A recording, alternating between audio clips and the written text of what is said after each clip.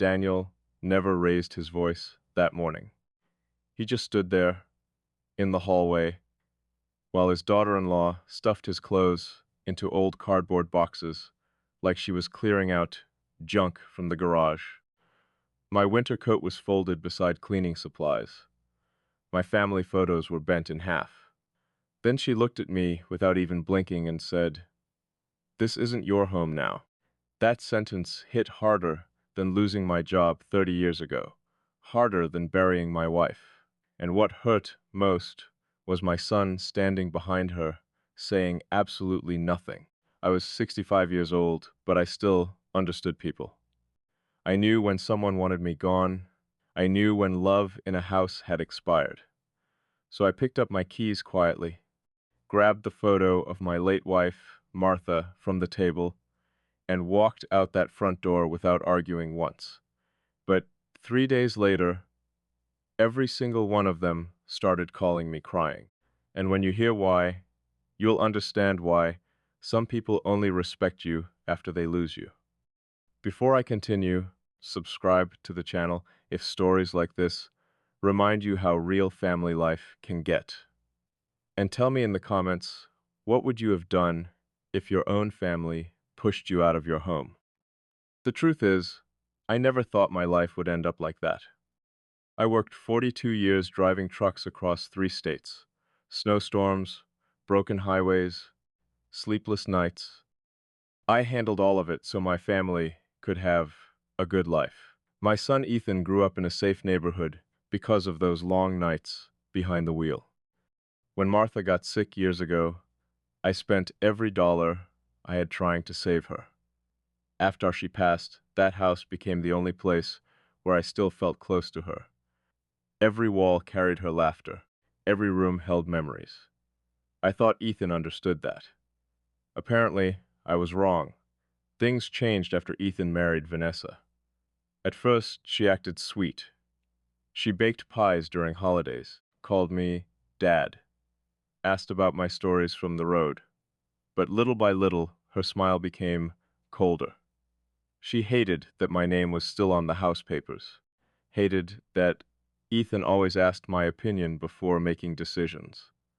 I noticed it during small moments, whispering when I entered rooms, sudden silence at dinner, fake smiles that disappeared the second Ethan looked away. Still, I kept quiet. I didn't want conflict. Old men learn to swallow pain without making noise. Then, one evening I overheard something that changed everything. Vanessa was in the kitchen, talking to her sister on speakerphone. She laughed and said, "Once we get him out, we can finally sell this place and move somewhere decent." I froze in the hallway holding my coffee mug. Get him out. That's what I had become. An obstacle. A problem standing between them and profit. I didn't say anything that night. I just sat in my room, staring at Martha's picture, wondering how strangers somehow took over the family we built together. A week later, Ethan approached me, acting nervous.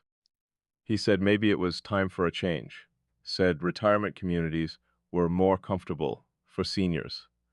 Seniors. Funny word. People use it when they want to stop seeing you as human. I asked him directly if he wanted me gone. He couldn't even look me in the eye. Vanessa answered for him. We need our space. Space. In the house I paid for. The next morning I woke up to boxes outside my bedroom door. I remember every second of it. Vanessa folding my sweaters. Ethan pretending to check emails on his phone while avoiding my face. My chest felt tight, but I refused to cry in front of them. Weakness becomes entertainment for cruel people, so I carried my own boxes outside, one by one, quietly. The neighbors watched from across the street, pretending not to stare. Humiliation tastes bitter when it happens slowly. Before leaving, I placed my house keys on the kitchen counter.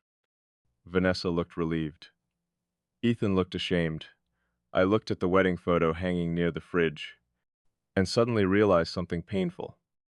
My wife was the glue holding that family together. Without her, everything cracked apart. I drove away with nowhere to go except an old roadside motel near Highway 8. The room smelled like cigarettes and cheap soap. That first night I sat alone, eating vending machine crackers for dinner. I should felt broken. Instead, I felt strangely calm, because deep down, I knew something they didn't. The house was never fully theirs. Years earlier, Martha convinced me to protect myself legally. After her illness started getting worse, she worried Ethan might someday make emotional decisions under pressure from the wrong people. So before she died, we placed the property into a protected family trust, controlled by me alone, Ethan thought. Being my son automatically gave him ownership. Vanessa definitely thought so. But legally, they had nothing without my approval. And here's the twist they never saw coming. 2 days after I left, a certified letter arrived at the house. The trust required the property to remain my primary residence. If I was removed unwillingly, every resident had 30 days to vacate before the property would be transferred and sold under trust conditions. They weren't kicking me out. They triggered their own eviction. That's when the phone calls started. First, Ethan called crying so hard, I barely understood him. Then Vanessa called, pretending there had been a misunderstanding. Funny how respect suddenly appears when money disappears. They begged me to come home. Said we could work things out. But people show their true character when they think you're powerless. And I finally saw theirs clearly. What they didn't know was that I had already made another decision. Back when Martha was alive, we secretly talked about turning the house into something meaningful someday. She wanted it to help people instead of becoming another source of greed. So while sitting alone in that motel room, I contacted an attorney and finalized the plan. The property would become transitional housing for widowed seniors who had nowhere else to go. Men and women abandoned by family, forgotten by children, too busy, chasing bigger kitchens and nicer zip codes. 3 weeks later, I stood outside that same house, watching moving trucks carry Ethan and Vanessa's furniture away. Vanessa wouldn't even look at me.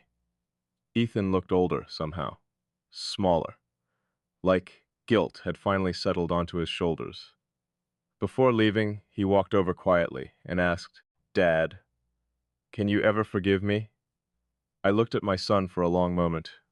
Then I told him the truth. Forgiveness and trust are two different things. He cried harder after that. Months passed. The house changed completely. New paint, new furniture, new laughter inside those walls. But this time, the laughter came from people who understood pain.